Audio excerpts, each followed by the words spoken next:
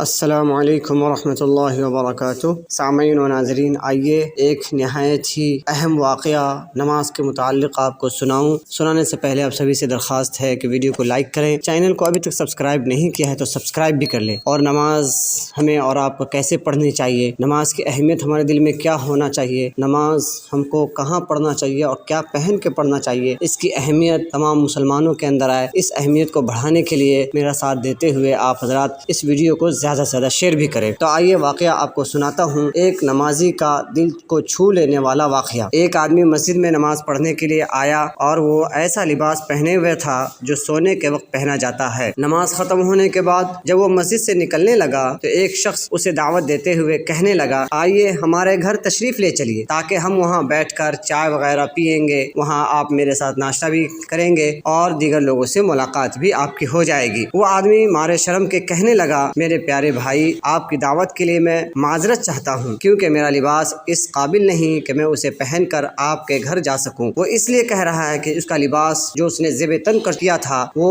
نہایت ہی عجیب قسم کا لباس تھا، گندا کہہ لیجئے، یا ایسا لباس تھا جو مہمان بن کر کہیں پہن کر نہیں جایا جا سکتا۔ ایسا لباس پہن کر وہ مسجد میں نماز پڑھنے کے لیے آیا تھا۔ تو اس کو نصیحت کرنے کے لیے اس شخص نے کہا، آئیے میرے ساتھ چلیے میرے گھر اور میرے ساتھ بیٹھ کر چائے پیجیے۔ تو اس شخص نے جواب دیا کہ میں آپ کے گھر نہیں جا سکتا۔ تو جس نے دعوت دیا تھا اس شخص نے جواب دیا، میرا گھر اللہ رب العالمین کے گھر سے کہیں زیادہ بہتر تو نہیں ہے۔ اس آدمی نے مارے شرم کے اپنا سر جھکا لیا اور کہنے لگا، میں آپ کی بات سمجھ گیا۔ اسی لیے تو اللہ رب العزت نے قرآن کریم میں ارشاد فرمایا، اعوذ باللہ من الشیطان الرجیم، بسم اللہ الرحمن الرحیم، خذوا زینتکم عند کل مسجد، جس کا ترجمہ یہ ہے، اے بنی آدم، ہر عبادت کے موقع پر اپنی پوری زینت لے کر آؤ، یعنی جب بھی ہم آپ مسجد میں آئیں تو بن سنور کر آئیں، اچھا لباس پہن کر آئیں، ٹوپی بھی پہن کر آئیں، تاکہ ہماری نماز مکمل ہو اور اللہ رب العزت کو جو نماز مطلوب ہے وہ ہماری نماز کامل ہو جائے۔